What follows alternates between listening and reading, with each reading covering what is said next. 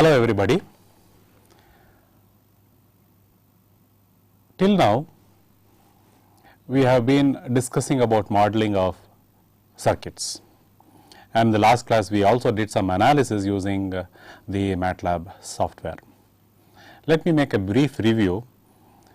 In modeling a circuit, we use the state space approach. That is, we define the state variables of the circuit or the system, which is basically the energy storing variable associated with the energy storing element in the circuit, like the C and the L. And after that we obtain the state equation. The state equation is of a standard form, which is x dot is equal to Ax plus B u, and the output equation y, which is equal to Cx plus du. Now, after having obtained the state equation, the state equations fully describes the dynamic behavior of the circuit. After obtaining the model, we input this model into MATLAB, and then we perform the analysis on by viewing in three different domains. One is the time domain. That is where the circuit and the signals, all these exist, that is versus the time axis. The other domain was the frequency domain, where you view the magnitude plot and the phase plot with respect to the frequency. That is, at various frequency, what will be the gain of the circuit, input to output, and what is the phase relationship of the output with respect to input. Now, these at various frequencies are noted down and plotted, and we use the Bode plot in MATLAB to check this out. And then the third domain, which is the pole zero domain, this is an important domain in the sense that you get the idea of the excitation modes, because the poles indicate the exponential growth or decay of any disturbance or noise which can occur in the system. So, a pole would mean e to the power of minus something t.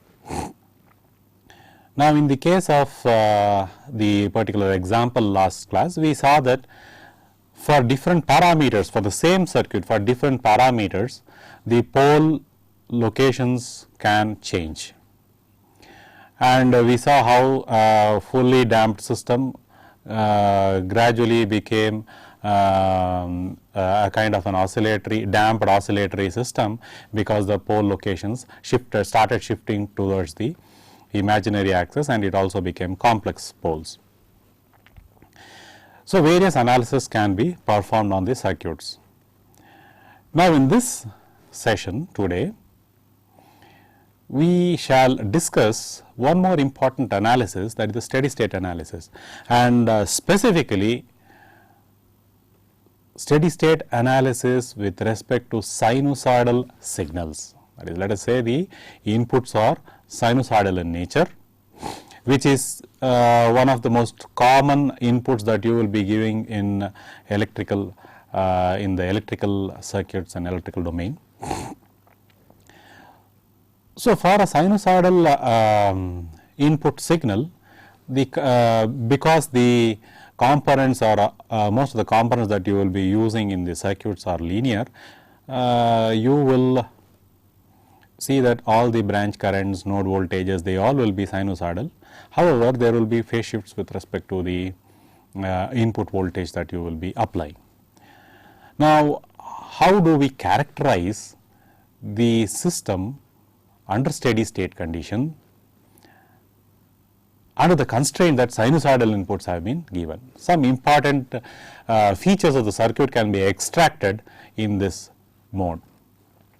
So, today that will be the focus of the discussion. Given a sinusoidal excitation under steady state condition, how will the system behave? Of course, it is a very specific nature. The problem is a very special case. The state equation is a more general case. You can apply the special case to the state equation and obtain the steady state equations. Of course, we will see how we go about doing that in this session. Before that, we have to understand the concepts of the J, the rotation factor, which will be used commonly in the steady state analysis. So, let us try to understand the concept of the cos and the sine rotation. Now, let us consider the time domain axis. So, I am having a y axis here, and likewise I will also have the x axis, and the x axis is time t. Now, here on this x axis, let us say that we have a sinusoidal signal like this. Okay. So, let me call this one as V A. This is the sinusoidal signal.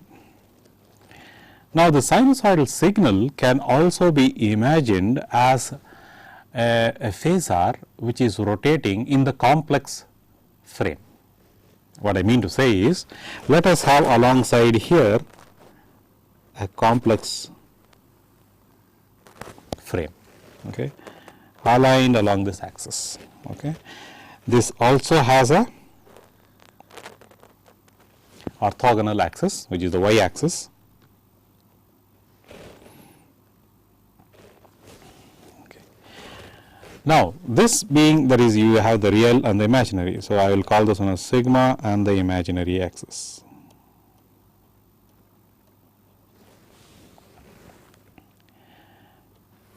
Now, imagine that there is a vector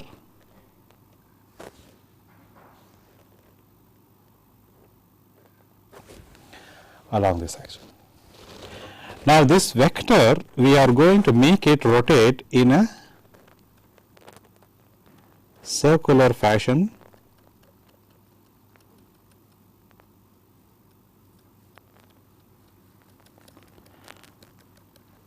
like this. So, this vector is going to be made to rotate in a circular fashion like that all along. Now, we are going to just note down the projection of this vector on the vertical axis, and that projection value will be projected onto this time axis as shown here. So, let us see what happens. So, let us say now at this point, the projection of this vector at this point is going to be 0. So, let us say this is a point here. Now, let us say this vector has taken a position here. It has moved to a position here. Now, this is the projection along the vertical axis, and we project it along to this, and we have a point here. And let us say this vector is now moved and taken this position, and its projection on the vertical axis, and then taken onto this, because this is occurring at a time which is much later than this. This is occurring at a time which is much later than this, and therefore, the time progression of these points, and so on. And you will see that we have the peak occurring at this point, that is when this vector is 90 degrees in the complex frame. So, therefore, you see that there is a phase shift of 90 degrees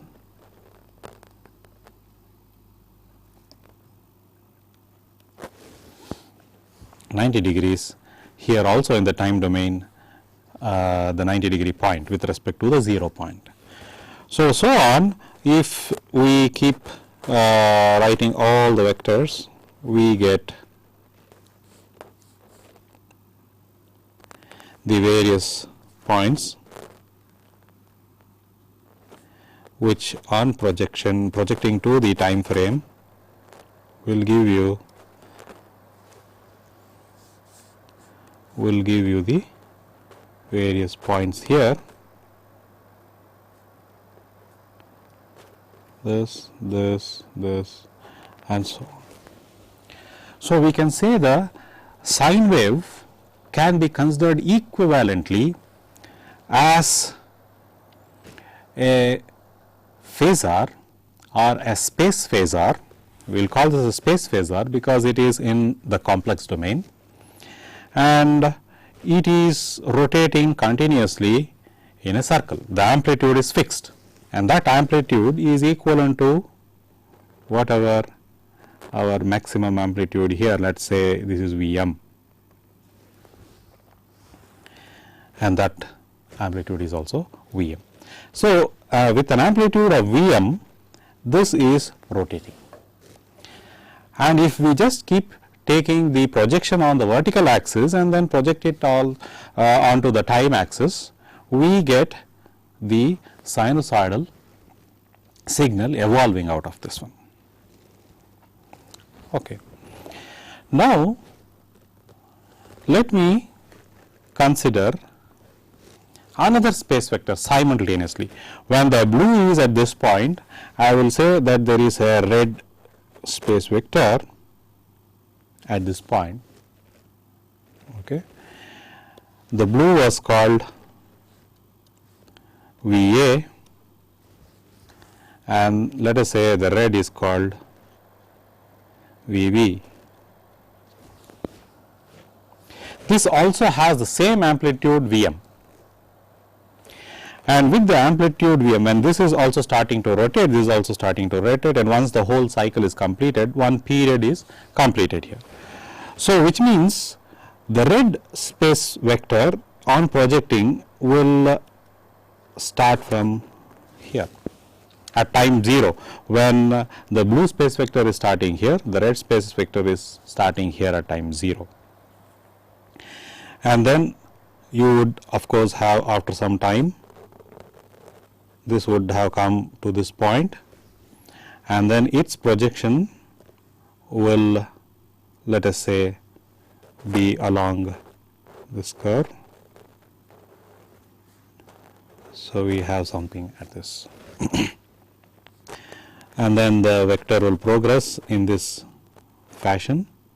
You have a point here and then the vector progresses here like that, you have a point here and so on. So, we see that we will be obtaining a wave something like that.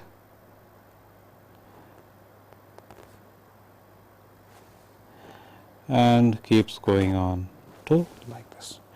So, you will have a point here at different corresponding points, point here.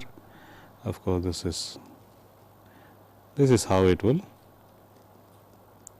look like.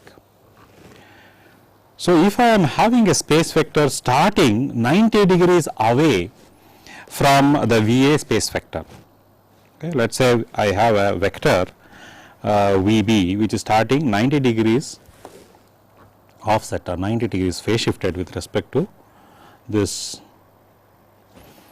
VA space vector, then you see that the resulting time projection of the space vector tips is a cosine wave. So, what you get here VB is a cos wave. So, VA is a sine wave and VB is a cos wave.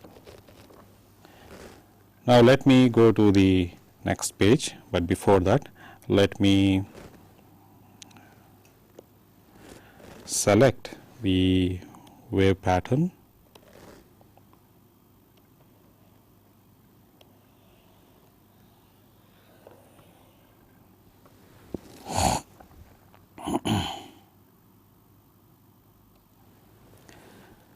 And then, oh sorry, I didn't copy it. Okay, let me select the whole thing.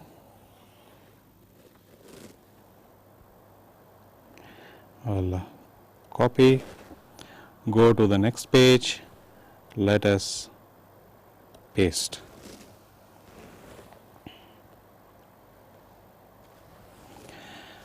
Now,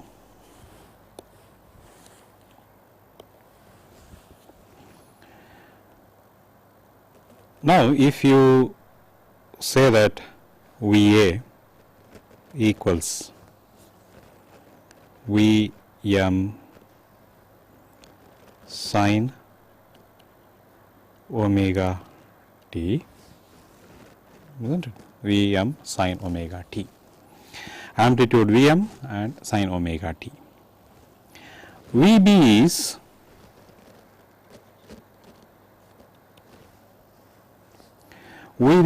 Vm cos omega t.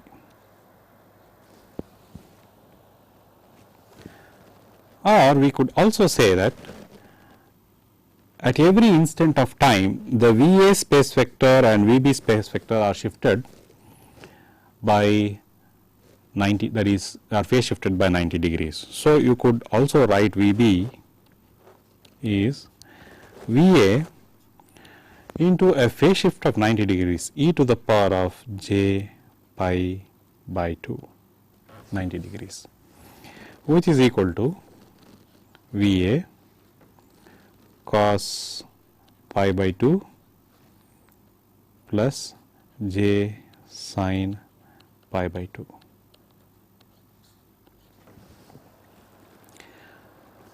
This is 0, of course. This has a value equal to 0, is not there. This has a value equal to 1, and therefore, you have which is equal to j VA. So, therefore, if we have VA is equal to sin pi by 2, Vm sin omega t, and Vb equal to Vm cos omega t, we could also say that Vb is equal to j VA, or which is equal to j Vm sin omega t. This is a useful relationship which you will be using a lot in the sinusoidal steady state analysis. Where will we come across such a thing? Now, let us say, for example, we have d by dt of VA, which is equal to d by dt Vm sin omega t. This is equal to Vm omega cos omega t, which is equal to omega into Vm cos omega t, which is equal to omega into j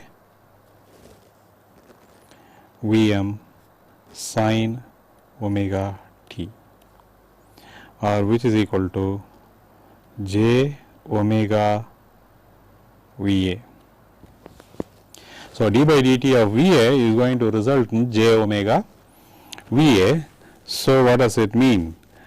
That wherever you have d by dt, you are going to get this term. So, we can have a mechanism where we replace d by dt's with j omega to obtain the sinusoidal steady state equations. So, in the state equation, wherever there is d by dt, replace it with j omega. That will give you the sinusoidal steady state equations. We will see that shortly. Now, we have two major dynamic component, which is the capacitance and the inductance in the electrical circuits. The capacitance, which is storing the potential energy, and the inductor, which is storing the kinetic energy by virtue of the flow in it. So, let us consider first the capacitance.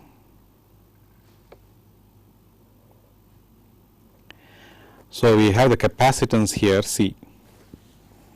There is a flow of current through the capacitance, let us say IC, which is going to result in a voltage across C, and that is Vc, with this positive and this is negative. So, for this dynamic element C, what is the equation? We have C dVc by dt is equal to IC. So, this is what we started with. Now, suppose all the quantities were sinusoidal. So, if the quantities are sinusoidal, then Vc will be a sinusoidal function, something like Vm sin omega t minus phi or something like that. So, it could be something like d by dt Vm sin omega t minus some phase shift, arbitrary phase shift, let us say. This is equal to IC. Now, here we are operating by d by dt. So, when you differentiate Vm sin omega t, it is going to be Vm cos omega t minus phi with an omega term coming into the picture there. So, it will be omega c Vm cos omega t minus phi, or this can be written as omega c j into Vm sin omega t minus phi, or we call it as j omega c into Vc, and this is equal to your IC. Now, notice this equation, j omega c into Vc is IC.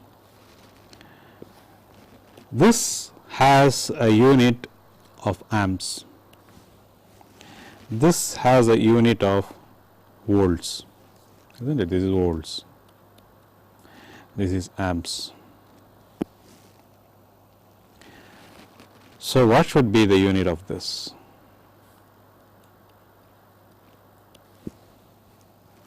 So, it should be something connected with the ohms.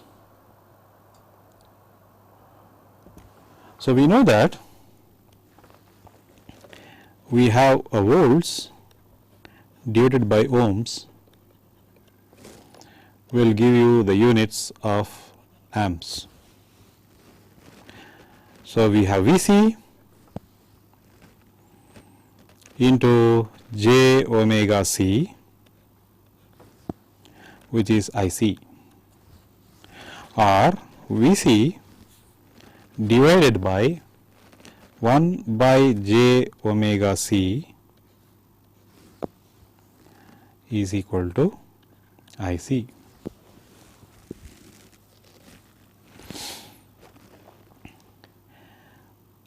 So, therefore, comparing these two,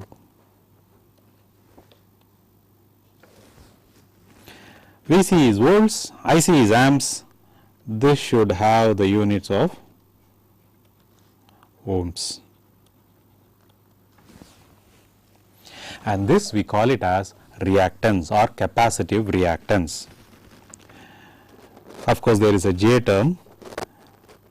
So, 1 by j omega c can be written as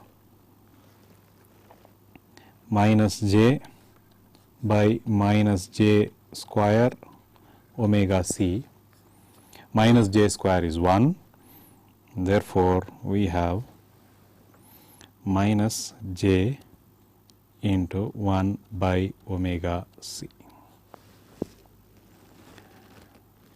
So, this we call it as capacitive reactance X c, and there is a phase shift which is corresponding to this j here, and a minus j, which is a minus 90 degrees minus 90 degrees rotation in the space vector, which would mean it leads, that is it occurs before the normal phase vector. So, therefore, this has a leading effect,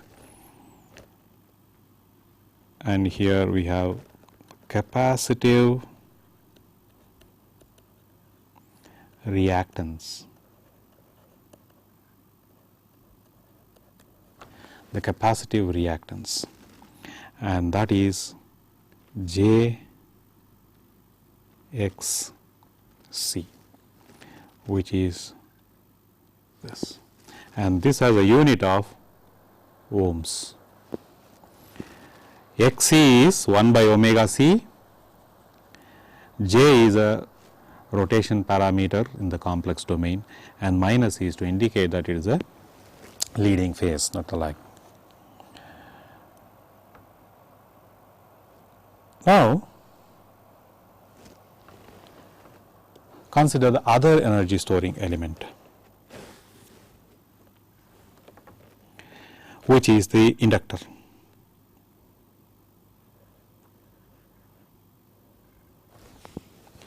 An inductor L, which has the state variable IL flowing through that, and there is a voltage across the inductor which we will call it as VL. The dynamic equation for the inductor is L DIL by dt, which is equal to the voltage across the inductor, which is VL. L DIL by dt is equal to VL is the voltage across the inductor. So, if the current, the state variable through that one is a sinusoidal quantity, then you have L d by dt Im, let us say sin omega t minus phi, which is equal to VL. Even VL will be a sinusoidal quantity with a phase shift, of course. Now, we see here again along the same way we have a d by dt. I can replace it by j omega. So, you have j omega L Im sin omega t, which is IL, which is equal to VL. So, here you have the voltage VL, which has a units of volts, the current here having a units of amps. So, volts will be amps into ohms, and therefore, we can say that this should have a unit of ohms, and that factor j omega L into IL is equal to VL. This factor is written as j x L, and it has a unit of ohms. So, XL is equal to omega L. This is called the inductive reactance.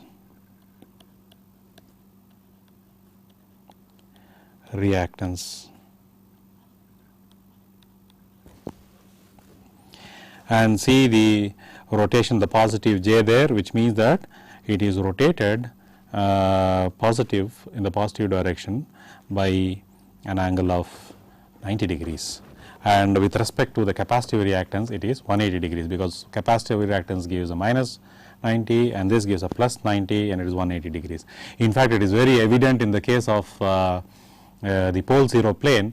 You will always have complex pole mirroring along the real axis. So, you will have if you have a pole on the left of top, you will have a corresponding mirrored pole on the left of bottom, and there is a 180 degrees phase difference between these two, to indicate that there is a resonance action, and the resonance can actually occur, an oscillation can only occur if there are two different types of energy storing elements, which is one which is kinetic based and other which is potential based. So, anyway, coming back to the equation here, we have the inductive reactance which is written here. So, summarizing, we have for the steady state sinusoidal condition, should remember that only for the sinusoidal condition, and for these two components C and the L, this is going to provide a resistance or an impedance which is given by minus j x c, and this is going to provide j x l. X c is 1 by omega c, or I could write as minus j 1 by omega c, and this is j into omega l, where c is the capacitance value and L here is the inductance value. Omega here is nothing but 2 into pi into f. It is radians per second. This frequency f here is in hertz, written as Hz. So, at any particular frequency, radian frequency, the capacitance provides a reactance which is 1 by omega c, and for the inductance at any particular frequency omega, the reactance provided by the inductor is omega L. So, if you look at this here,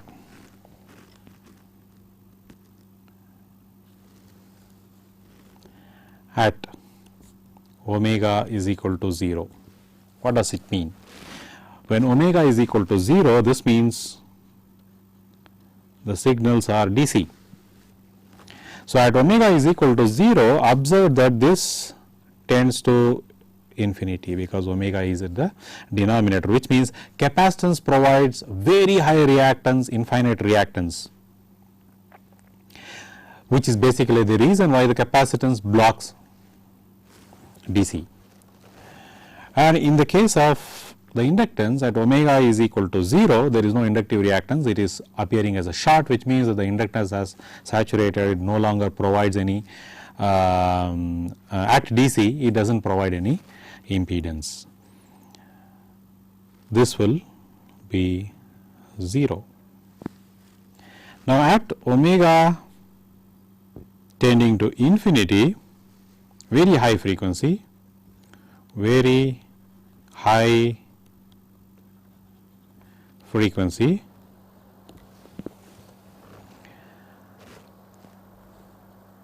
omega becomes very high. So, during that time,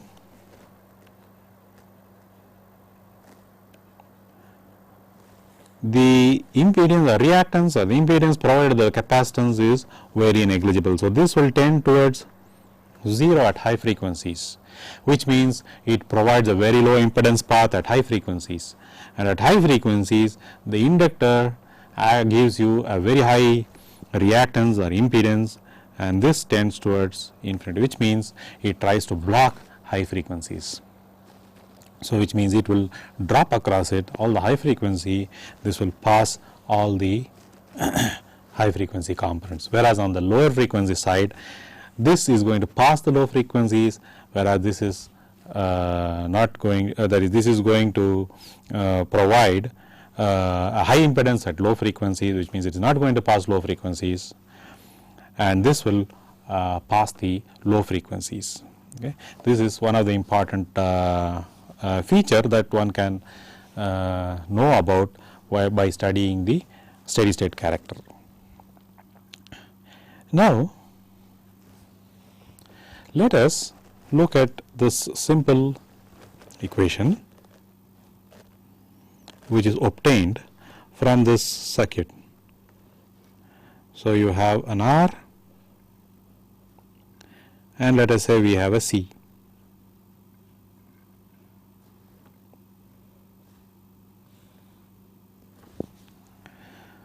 So, we have an R and we have a C, and let us say we have a Vi which provides voltage in this fashion. Let us say we have a voltage here and of course a voltage here. Now, R is going to provide a resistance, C is going to provide a reactance, and that value is minus Jxc, which is equal to minus J by omega C. That is the reactance this capacitance is going to provide. Now, what will be the current which flows in this loop? What will be the current that flows in this loop? It is nothing but the voltage divided by whatever comes in series. Now, R, what comes in series, all the impeding paths would be R minus Jxc. Now, this is called the impedance Z. So, the current I will be nothing but Vi by Z, the impedance. Now, this is also having a unit of ohms,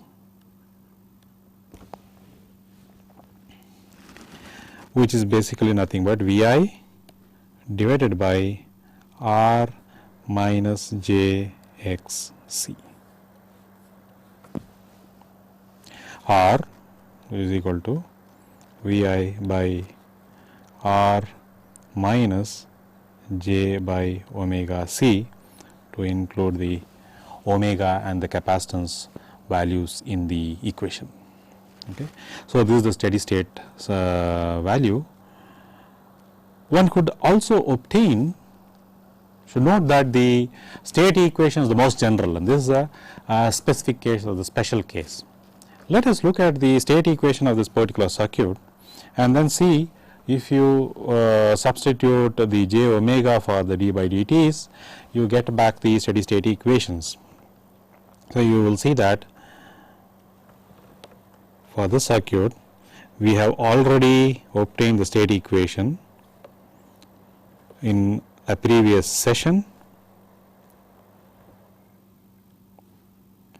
In a previous session we have Vi, this is R, this is C,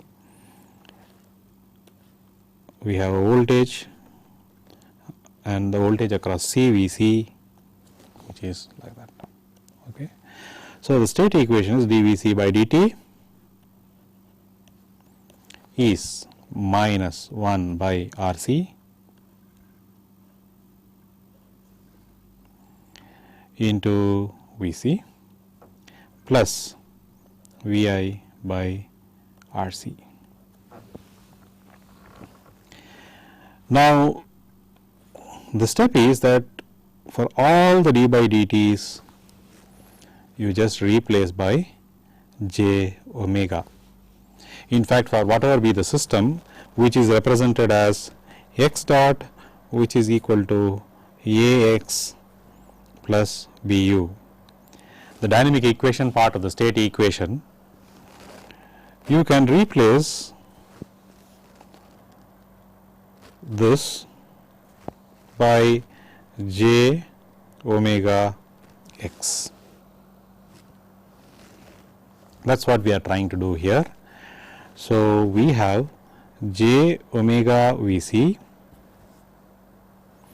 which is equal to minus 1 by r c V c plus 1 by r c V i, and let us take c on this side, becomes j omega c V c,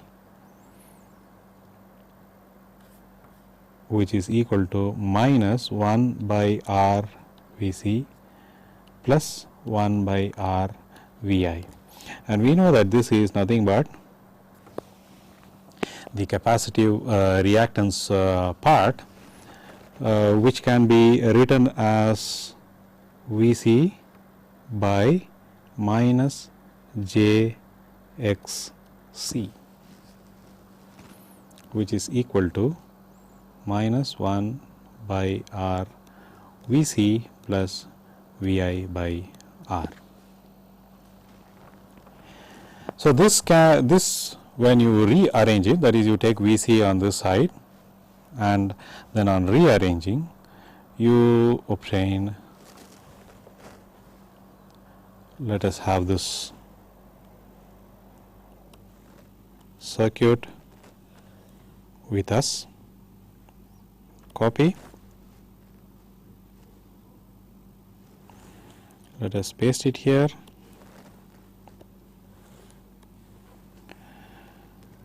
We will obtain by rearranging that V c will be V i by r minus j x c into minus j x c. You see, this has a reactance minus j x c. Now, the current through this is nothing but V i by r minus j x c. This is the current through that. This is the current through this loop I into the reactance, into the reactance current into the ohms, which will be the voltage across that one. It will be straightforward analysis, and this is being obtained directly by the original state equation. So, state equations can be brought into the steady state format, steady state equation analysis, just by replacing d by dt with j omega. Likewise, if you see the inductive circuit also, we have R and an L,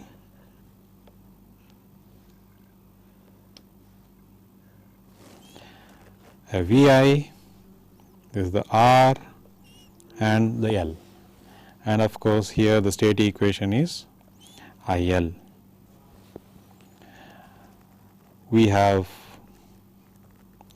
L dIL by dt equals Vi minus IL into R.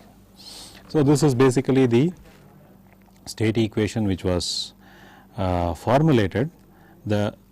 This actually is not the full complete state equation. State equation is always the dynamic equation plus the output equation, but I mean that we need to consider only the dynamic equation here to obtain the steady state relationship. So, this portion, this is the d by dt, we replace by j omega. So, what do we get? We get j omega L into IL, which is equal to Vi minus IL into R. So, what is j omega L? Nothing but j to XL. You see that omega L is the inductive reactance into IL, which is equal to VI minus IL into R. So, take IL into R onto this side, you see that VI equals IL into R plus JXL into IL. You see, this is the voltage. IL into R is the voltage drop across the resistance. JXL into IL, voltage drop across the inductance, which is VL, and we have VI, which is here. So, KVL is observe that the KVL is obeyed here, that is the summation of the voltages, instantaneous voltages VI, IL into R and JXL into IL, they all sum up to 0 every instant of the time. Therefore, the Kirchhoff's voltage law is obeyed even under steady state conditions, so that the energy conservation principle is still held.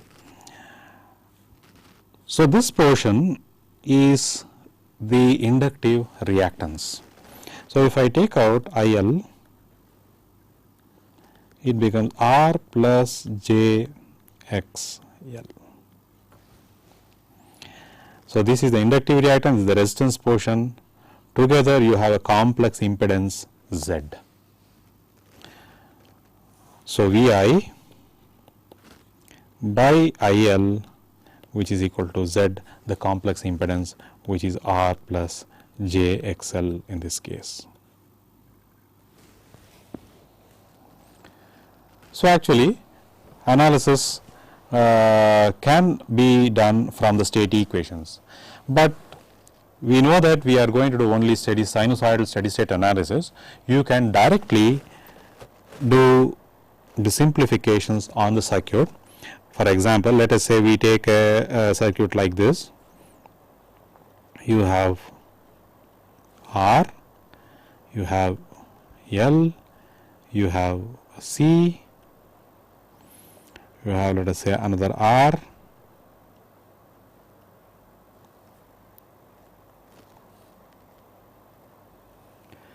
which is drawn like that. So, this is R1, L, C, R2, and then you have a VI. Now, this L is providing an impedance which is JXL or J omega L at that frequency. And for the case of the capacitance, it is providing minus JXC, which is nothing but minus J by omega C. This is the impedance that is providing. Now, you can just make all the analysis with just these variables on your circuit. So, you have VI the voltage source, R1 is the resistance, JXL is the inductive reactance, minus JXC is the capacitive reactance, R2 is the resistance which is connected across the output. So, for example, if one needs to know what is the voltage across the output, which is basically this value.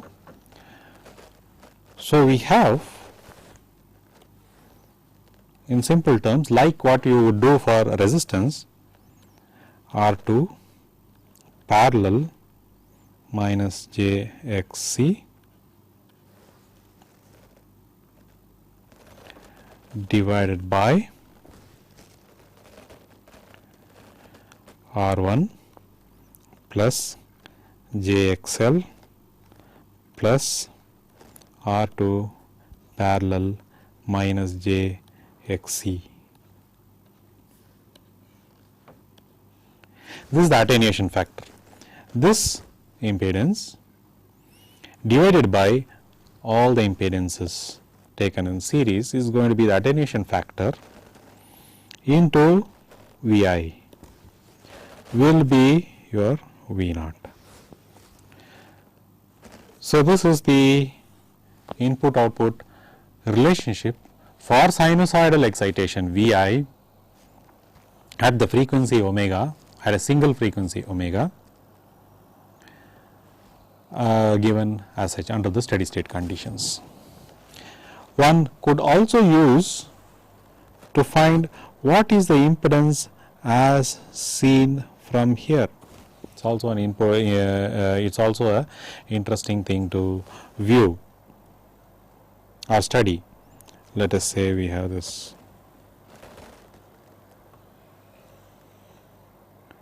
We take that circuit, copy, go to the next page, let us paste, push this a bit above. So, let us say we have the circuit here, we need to find what is the impedance as seen from here, that is what is the impedance as seen from here. So, which basically means that if this was not there, we just have this portion of the circuit and we would like to see what we are seeing as an impedance from here to the output portion.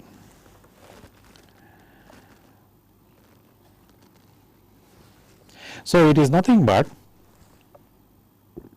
this in series with this, in series with these two together. So, which basically would mean R1 plus j XL plus R2 parallel minus j XC.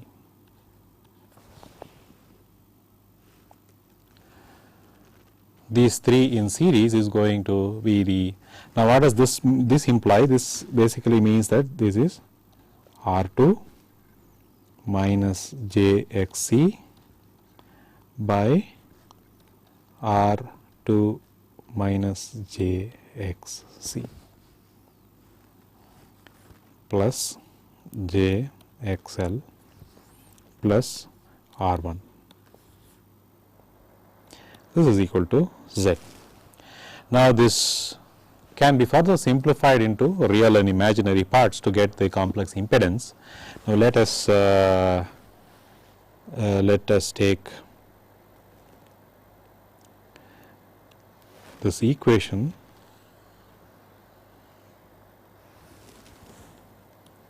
Let me copy that. Let us go to the next page. Let us paste that, push that above.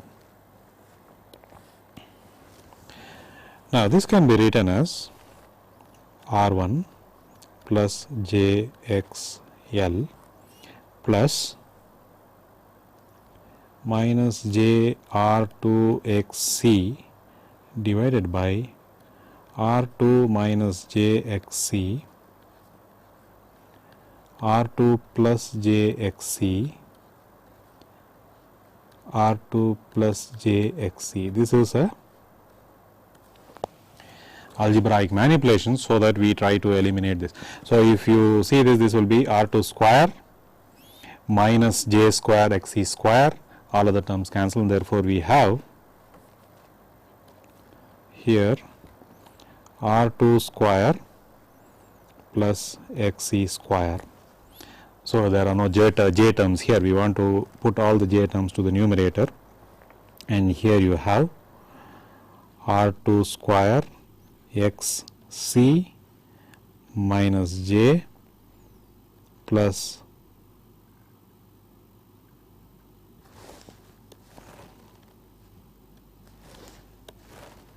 minus J square R2 XC square. There is a JXL here and an R1 here. Okay. So, this portion here is 1.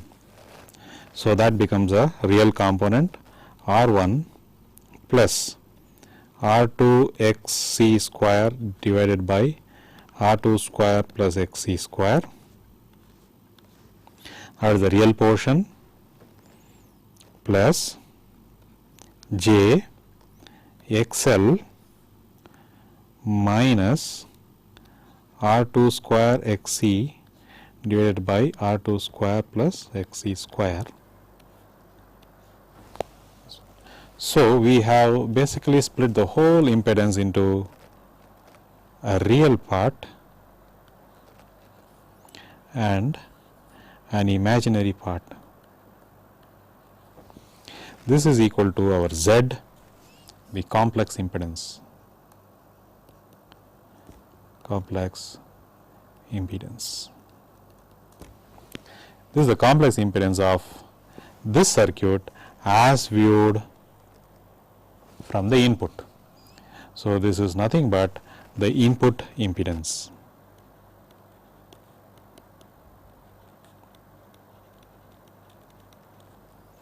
Of that circuit. So, this is some of the types of the analysis that one can keep doing with the sinusoidal steady state models. So, with that, let us conclude this session. Thank you.